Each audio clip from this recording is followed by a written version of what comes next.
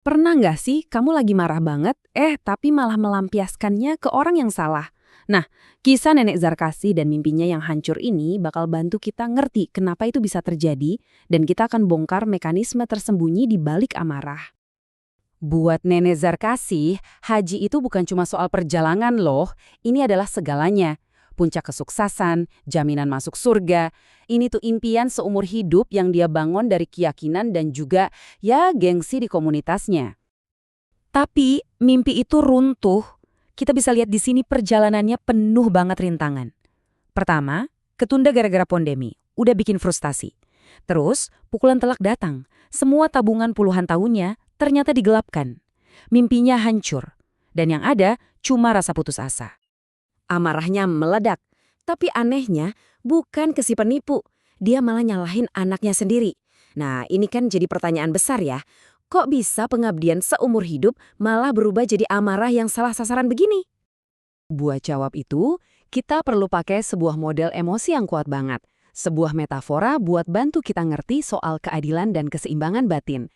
Kita sebut aja ini jungkat-jungkit kehidupan. Konsepnya sebenarnya simpel, tapi dalam banget. Coba deh bayangin sebuah jungkat-jungkit. Di satu sisi, ada semua hal yang kita lakuin buat diri sendiri. Terus di sisi lain, ada semua yang kita kasih buat orang lain. Nah, keseimbangan antara dua sisi inilah yang ngatur rasa keadilan kita. Setiap kali kita ngambil sesuatu buat diri sendiri, jungkat-jungkit itu pasti gerak. Contoh gampangnya, pas kita makan. Kita dapat manfaat, tapi secara nggak langsung, kita ngabisin sumber daya yang bisa aja dipakai orang lain. Bahkan tindakan paling dasar buat bertahan hidup pun ada efeknya. Sebaliknya juga gitu. Setiap kebaikan yang kita kasih, itu ada ongkosnya. Memberi senyum yang tulus ke orang lain emang bagus, tapi itu makan energi emosional kita kan? Apalagi kalau kita lagi capek atau sedih. Ada harga yang harus dibayar, sekecil apapun itu. Nah, ini dia kuncinya. Di dalam diri kita tuh kayak ada sensor ketidakadilan bawaan. Pas kita ngerasa jungkat-jungkit ini berat sebelah banget, satu sisi ngerasa udah ngasih banyak banget, sisi lain ngerasa cuma nerima, naluri kita bakal teriak. Teriakan itulah yang kita sebut amarah. Amarah itu sinyal kalau keseimbangannya lagi rusak. Oke, jadi kalau kita secara alami nyari keseimbangan, kok bisa kita sering salah nilai? Kenapa kita marah ke orang yang salah? Jawabannya ada di 3 kecacat bawaan atau glitch di sistem operasi kita sebagai manusia yang bikin persepsi kita soal keadilan jadi ngaco. Glitch pertama itu kodrat kurang, atau kita sebut aja glitch kemalasan. Ini bukan malas gerak ya, tapi lebih ke malas mikir. Pas kita ngerasa nggak adil, otak kita otomatis nyari jalan pintas tercepat buat nyelesain masalah, cari solusi instan yang nggak perlu banyak usaha. Dan inilah kenapa nyalain orang itu jadi jalan pintas yang paling gampang. Daripada pusing-pusing nyari tahu kebenaran yang rumit dan berbelit-belit, jauh lebih gampang kan buat nunjuk satu orang dan bilang, ini salah dia. Melampiaskan amarah itu rasanya kayak solusi cepat, padahal seringkali salah total. Berikutnya adalah kodrat salah atau glitch salah penilaian.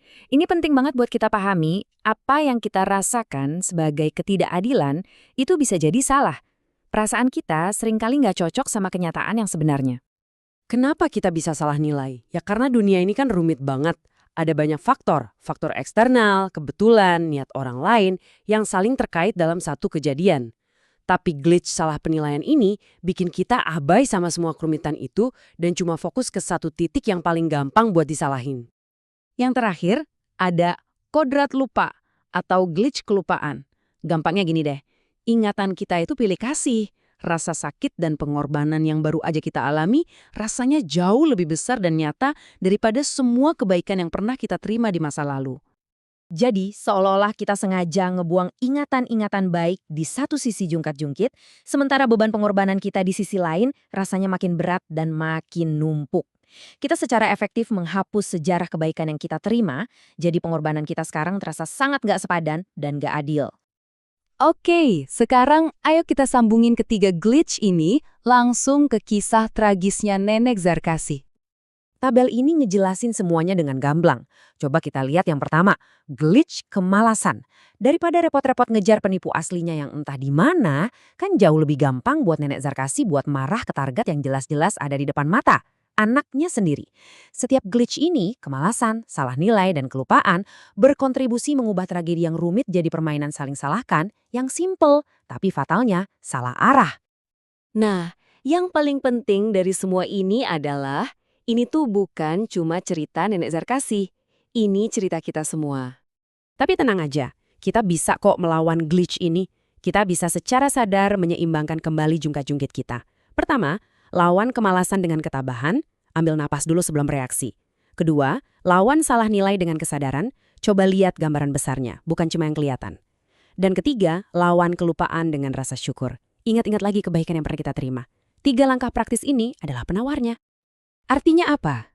Ya, kita harus coba kasih pengertian yang sama kepada tindakan orang lain, seperti kita secara otomatis ngasih pengertian ke niat baik di dalam diri kita sendiri.